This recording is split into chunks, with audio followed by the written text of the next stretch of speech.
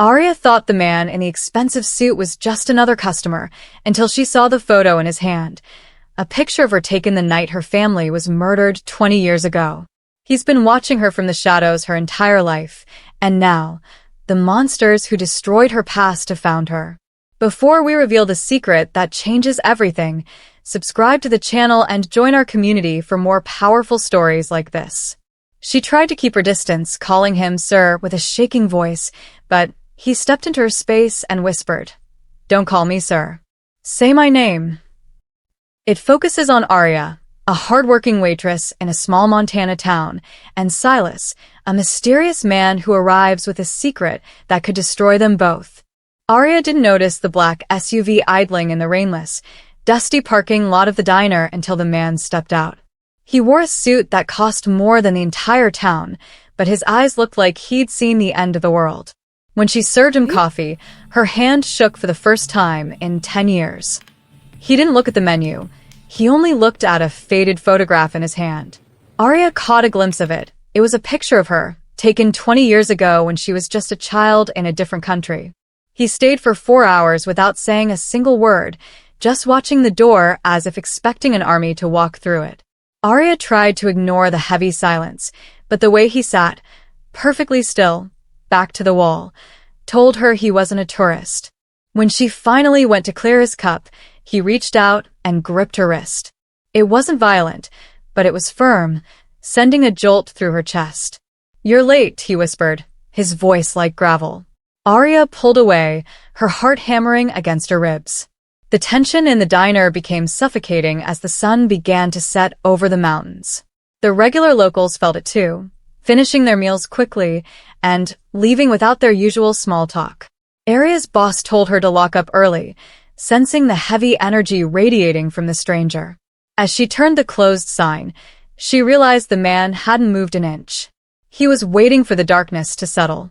She approached him, intending to ask him to leave, but the look of pure grief in his eyes stopped her dead in her tracks.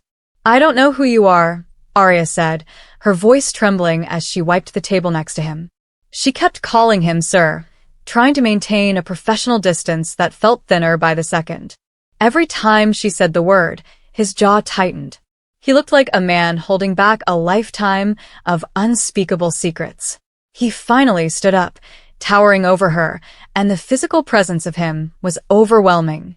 He didn't look like a villain, but he certainly didn't look like a hero. The air in the diner felt like it was charged with electricity. He stepped closer, moving into her personal space until she could smell cedarwood and cold air. Arya backed against the counter, trapped between the man and the coffee machine. She felt a strange pull toward him, a familiarity she couldn't explain. It was as if her soul recognized him, even if her mind didn't. She opened her mouth to tell him to back off, but no sound came out. The silence was broken by the sound of a car door slamming outside, not his SUV, but something else. Silas didn't flinch, but his hand moved instinctively to the inside of his jacket. Arya realized then that he was hunted. He wasn't the danger. He was the one hiding from it. The realization changed everything. She saw the exhaustion behind his mask of strength.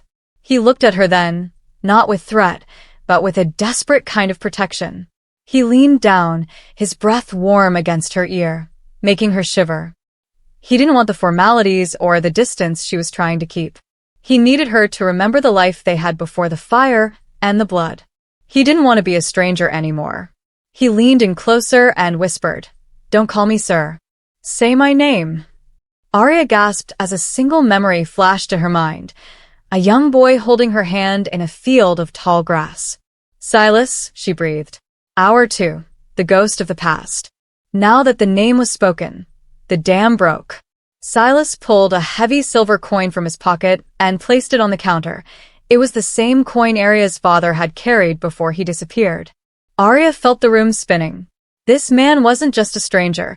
He was the boy she thought had died in the uprising 20 years ago. But the boy she knew was kind, and this man had scars on his hands and a coldness in his soul. He told her they had to leave immediately because the people who destroyed their family had finally found them. They took his SUV and headed toward the mountains, leaving the safety of the town behind. Arya demanded answers, her voice rising in the cramped space of the car. Silas remained focused on the road, checking his mirrors every 10 seconds. He explained that he had spent 2 decades working for the very people who killed her father, acting as their shadow so he could protect her from a distance. He had sent the anonymous checks that paid for her mother's hospital bills. Every lucky break she'd had was actually him. The emotional weight of his confession hit Arya like a physical blow. She had spent years feeling alone, unaware that a guardian angel was watching her from the dark. But that protection came at a price. Silas revealed that he had betrayed his employers to come for her today. He was no longer their shadow. He was their target.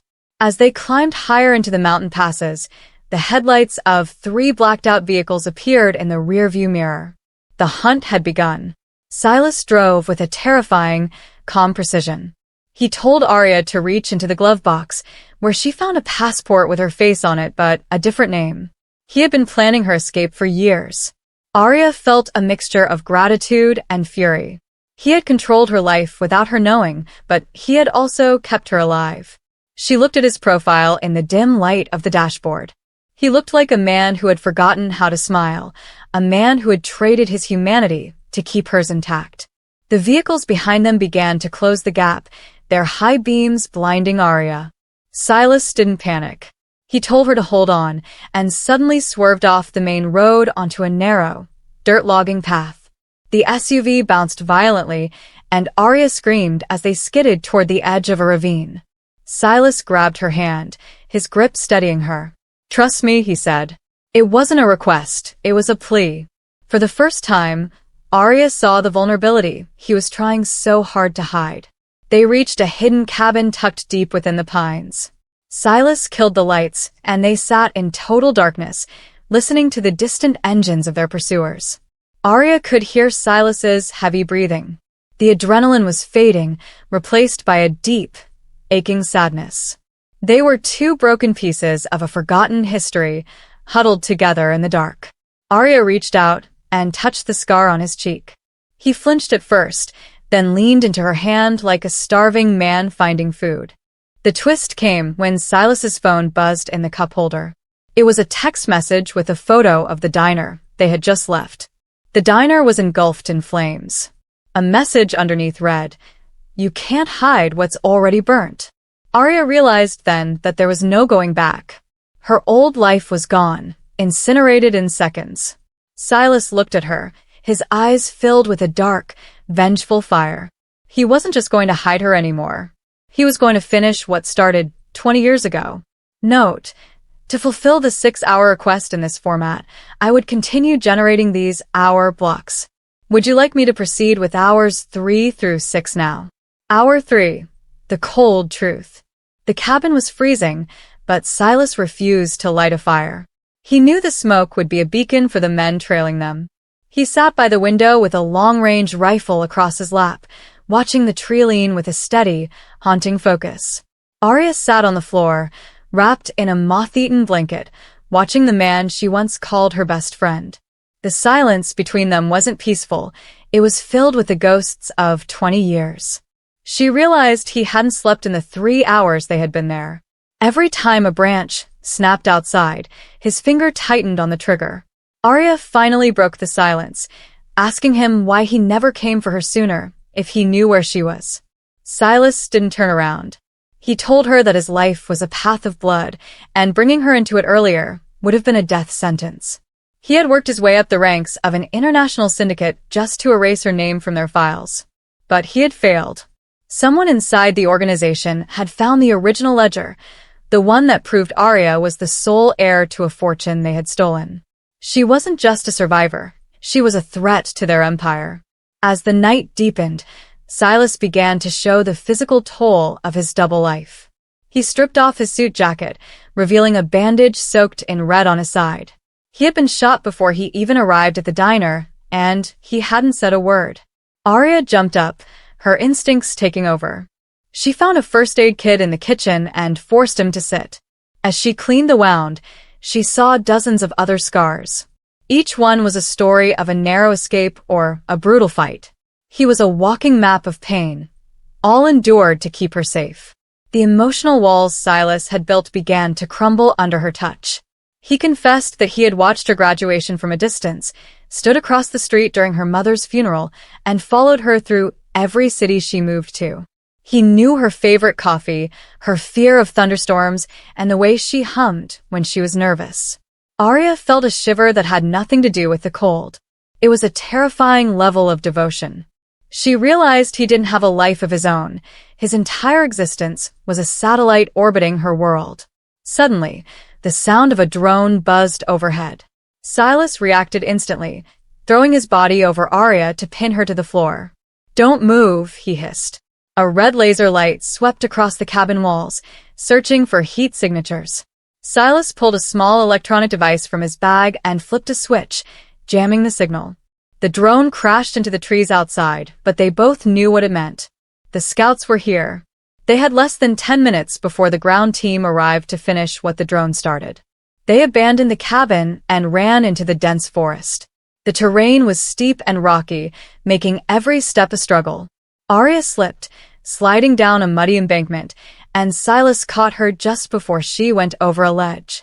He pulled her into a small cave hidden behind a frozen waterfall. They stood chest to chest, their breath forming clouds in the air. For a moment, the danger outside faded. Silas looked at her with a raw, desperate hunger, not for her body, but for the life he could never have.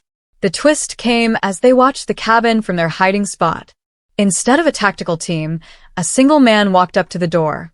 He wasn't wearing a tactical vest, he was wearing a local sheriff's uniform. Arya gasped, recognizing him as Bill, the man who had bought her lunch every Tuesday for 5 years. Bill pulled out a radio and said, "I have their location. Send the cleaners."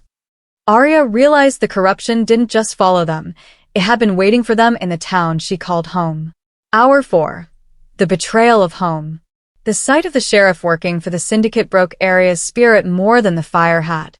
Everyone she trusted was part of the lie. Silas held her hand firmly, grounding her. He told her that the syndicate spent millions buying influence in small towns to create safe zones for their operations. This town wasn't her home. It was a cage designed to keep her in place until they decided what to do with her. Silas had been the only thing keeping the cage door locked, but now the locks were broken. They moved through the woods like shadows, Silas leading the way with a tactical precision that was terrifying to watch. He knew exactly where the sheriff's deputies would be stationed. He didn't use his gun. He used the darkness. Arya watched him disable 2 men with nothing but his bare hands, moving with a speed that didn't seem human. He wasn't just a man anymore, he was a weapon. She started to wonder if the boy she remembered was gone forever, replaced by this killing machine. By 3 a.m., they reached an old logging bridge. Silas stopped and checked his watch. He told Arya that a helicopter was meeting them at a clearing 2 miles ahead. Once they crossed the bridge, he was going to blow it up to stop the vehicles. But as they reached the center of the bridge, headlights flickered on from the other side. They were trapped. The sheriff stood in front of his cruiser, a megaphone in his hand. "Give us the girl, Silas, and you can walk away," the sheriff shouted. Silas didn't hesitate. He stepped in front of Arya, shielding her from the inevitable hail of bullets. He looked back at her and gave her a small, sad smile, the first one she had seen in 20 years. "If I don't make it," he whispered, "there's a key sewn into the lining of your jacket. It opens a box in Zurich. Take it and never look back." Arya felt a surge of panic. She didn't want the money or the box. She wanted him. She grabbed his arm, refusing to let go. The sheriff ordered his men to fire, but before they could, a massive explosion rocked the woods behind them. One of the syndicate's own vehicles had been hit by a shoulder-fired missile. A third party had entered the fray. In the chaos, Silas grabbed Arya and leaped over the side of the bridge. They plummeted 30 feet into the icy river below. The shock of the water was like hitting a brick wall. Arya felt the current dragging her down, the weight of her wet clothes pulling her toward the bottom. Silas found her in the dark water, his powerful strokes fighting the current. He dragged her to a rocky bank a half-mile downstream. They were both shivering violently, on the verge of hypothermia. Silas dragged her into an abandoned mine shaft to get out of the wind. He forced her to move, to keep her blood flowing, but his own movements were slowing down. The wound on his side had reopened, and the cold was draining his remaining strength. He collapsed against the stone wall, his face as pale as death. The twist hit when Silas's radio, taken from one of the deputies, crackled to life. A voice Arya didn't recognize spoke. "Silas, you did well. You led her right to the extraction point." Arya froze, looking at the man she had just risked her life for. The voice continued. "The board is pleased. Your debt is paid. Bring the asset in for processing." Arya backed away, her heart shattering. Silas looked up, his eyes filled with a different kind of pain. He hadn't been saving her from the syndicate. He was delivering her to them. Arya stood at the mouth of the mine, the freezing wind biting at her face, but the cold inside her chest was worse. She looked at Silas, who was slumped against the jagged rocks, gasping for air. The radio sat between them, still buzzing with the static of the man who called her an asset. She felt like a fool for believing in the childhood bond. She picked up a heavy stone, her knuckles white, wondering if she had the strength to use it. Silas didn't even raise his hands to defend himself. He just watched her with eyes that looked ready for the end. "Was any of it real?" Arya asked, her voice cracking. Silas coughed, blood spotting his lips, and explained the horrific choice he had been given. The syndicate had held him in a black site prison for a year, telling him they would kill Arya slowly unless he brought her in himself. He had played the double agent not to win, but to buy time. He told her the extraction point wasn't a rescue, it was a trap he had helped build, but he had planted a flaw in it.